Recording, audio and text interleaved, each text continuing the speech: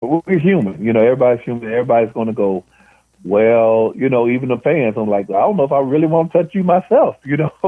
I think that it's going to take a time. I think once we get a vaccine, once it gets some kind of a control of what's going on and a handle on it, then people will be able to let the guards down some.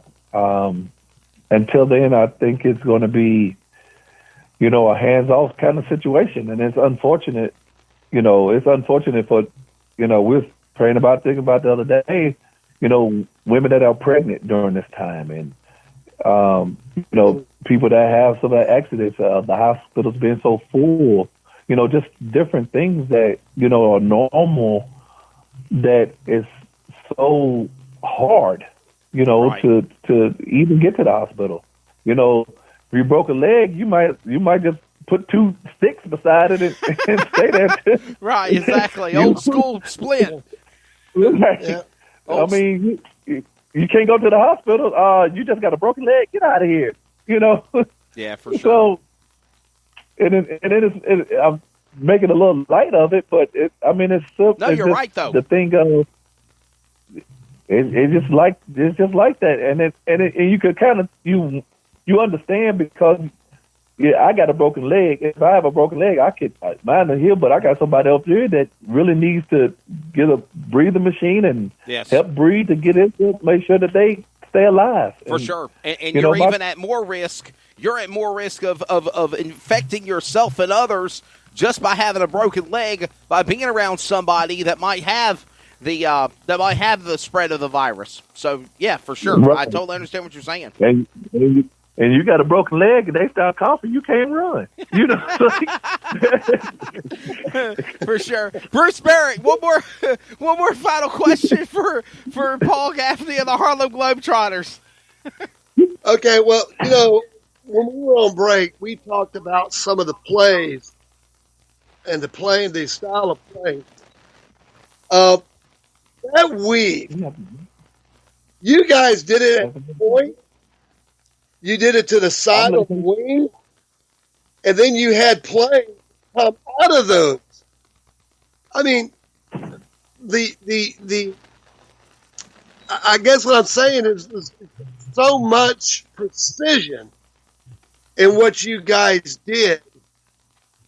And talk about when y'all were working those things, are these like set up plays or you just feel it and go, or how did all that work? Well, just like any other player or any other team, you work on plays that you call out. Scotty, get that. Instead of you just hey, are we doing this play? While we do, you'll say a name and you ain't know what play to run and know how to come out of it, and so. When you're doing that, it's just practice. It really is practice. And again, when you got talented guys out there, it's funny that I'm even having talking to y'all today about them. We had a phone conversation last night with about 20 guys that came on that was there with me and some of the new ones and all that had a FaceTime last night just to check on each other. That's good. And just to laugh and joke and and just keep around because we lost our pioneer Curly Neal not too long ago last week, and I think they're having this a funeral on Friday in Houston, and hardly any of us can go except for the ones that's down there in Houston. Yeah. So we just I think that's one of the things that the great things or good things about, if you want to take away from this virus, is that it's making people really enjoy each other and enjoy the people that's around them and regaining contact with people that you usually just say, well, I'll call them later, or and later turns to 2 weeks, and 2 weeks turns to 2 months, and 2 months turns to 2 years, and you just not that you not want to talk to them, but you're so busy and you're so running around and you're not really enjoying the flowers, enjoying the moments that you have, and nothing is promised. Tomorrow is not promised to none of us, and and it's just ironic. Even something that was even sadder that happened to me personally. What's today? Tuesday, Sunday. Yeah. No, was it yesterday? Sunday.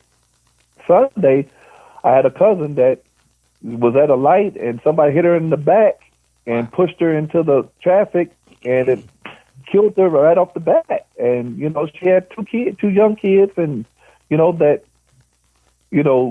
would have thought you coming home and something of that magnitude happened. So you really get to see how valuable life is. One of my coaches always say, Tex Harrison would say, you ask him how he feels. Well, every day above ground is a great day, son. And you really, take that to yeah, it's the truth though, for sure, definitely. Hey, on a lighter subject, has the Globetrotters ever lost? I know that they always win, but has there ever come a time where y'all got beat? Ever? I was one of the guys that got beat, and it was a streak. We were playing. Kareem Abdul-Jabbar just retired, and we were playing in Iceland. I think we had a all-star team, and we were going across the country playing them in a very competitive games. Right. And we were playing. We played about 10 games across the country from Paris, France, all through there, all through Europe. And one night, that he came out, and I think Artis Gilmore was with him, Tiny Archibald, but we had Cedric Maxwell play with them, JoJo White. There was some other great cats that was out there, and there's a lot of young guys playing on their team. So it was real good competition. And I think the referee called something bogus on Artis Gilmore. Gotcha. And helped them out. And Kareem Abdul-Jabbar really showed us at that moment, came off the bench, came back in the game, and showed us why he is one of the greatest ever. Yeah. And I don't know how you did it. Yeah. Oh, my God. Sky Hook, he was making passes. He was doing things that, I was like... Is it suffice to say they pissed him off? Is that the nice way of saying it? Is it suffice to say they pissed him off? Yeah, pretty much. I mean, he scored probably like 20 points in 6 minutes. I was like, my God, and had probably like 10 assists in the same 6 minutes. I'm like, why did y'all wake this dude up? I mean, he was still doing points. He's still in great shape. He was still doing, but he came out like, oh no, and it was nothing that you could do. You try to jump from the behind him and get it, and it was just nothing but net. Left hand, right hand, scoop, cut to the middle, double team. It was nothing that you could do. I mean, you just threw your hands up like, okay, he's the greatest. He's one of the greatest. Paul Gaffney, our time's grown short, buddy. I don't know if you hear the Harlem Globetrotters jingle playing in the background. I hope I don't get in trouble with the company, but I just felt like it was pretty cool to cue it up. Talking in the background. So, yes, sir. Hey, man, let everybody know where they can follow you and the Harlem Globetrotters. And, man, let's have you back on the on CRN another time or two. Please do, because like I said, we got a school that's opening up. We got a post-grad that's opening. I'd like to definitely come back on and talk about some of the great things that we're doing individually. Sure. Hey, I got one last question for you. How in the hell do you know Mike Garrett? My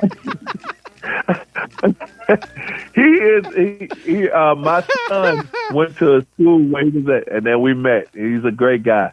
He is. He's seen me play in college also. He is. He is an awesome gentleman, definitely. Hey, listen, Paul, thank you so much, man, for creating a diversion for all of our listeners and myself and Bruce for the last half hour or so just talking about the Globetrotters and basketball in your career, and we thank you so much for being on. It has. It's going on 31 minutes now, so definitely time flies by when you're having fun, as they say, for sure, and we had a fun half hour with you for sure. That's great. Laughter is medicine. That's right. We hope we got good medicine for you. Yes, sir, definitely. Well, Paul Gaffney, God keep you safe, buddy. Thank you so much. And, hey, we will be in touch. We'll have you back on again another time. Well, okay, that'll be perfect. All right, buddy. Perfect. You take care. Thank you. Yes, have sir. a great time.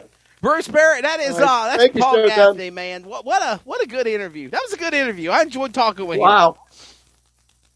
That's just learning things that you didn't know before about the Globetrotters, that they've lost, that they can actually lose games, because, some of these people, and I got not really an argument with somebody a while back, but the discussion was about the Globetrotters. And, it's rigged. It's rigged. All the stuff they do, they showboat and they do this and that. And I'm like, they're playing basketball. I mean, they're really playing ball. They're, they're doing all of these cool-ass tricks. You're just jealous because you can't do it, Yeah, that's right. It's just, and then I was just like, but they lose and they play ball. And I'm sorry, Bruce, but I just call it a spade. I guess there was jealousy there. They had anger in their life. Well, I'll tell you this. In 1971, and hold that thought, that team that he talked about playing with Artis Gilmore and they were 10-1 against that team when they were doing that those games. But the traveling team that plays with them is the Washington Generals, or I think it's the Nationals from New York. Yes. Which means they just changed jerseys. But the Washington Generals beat them in 1971 on a 3-point shot that made the game 100-99. Wow. Meadowlark Lemon went down the court and he missed the shot. And the buzzer sounded, and they said that the Washington Generals felt they won the Super Bowl. And I can imagine. But I will say this now: of everything that I've read about the Generals and the Globetrotters, the Washington Generals had some ball players. Right. They could play the game also.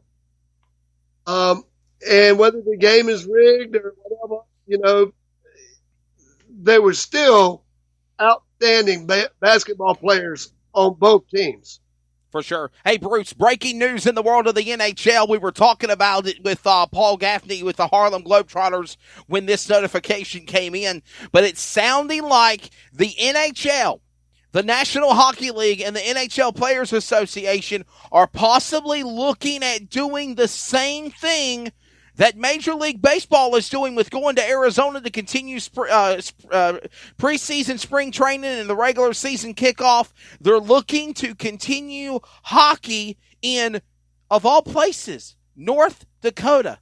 They're looking to bring the NHL to North Dakota and continue the season into the run for the playoffs. My question is this, Bruce. How do they pull it off? You've got 30 MLB teams. You've got, what is there, 20? I think there's 20 plus hockey teams. Mm-hmm. NHL teams, 22, 24, something like that. How in the hell do they bring all of these teams into these arenas to play these games? I just don't see. I don't see how it's feasibly possible. I really don't. Well, I'm sure that the commissioner has gotten his people and the owners, and they've talked about this. They've obviously have a plan, and I'm sure it'll be released, and we'll all know a little bit about it. But I will say this. That would be for the sports companies that are starting to, that are right now missing these events. Yes. This could be just huge for them. And then again, it turns around. Not only is it big for them, but it's big for the fans. And, well, the Hurricanes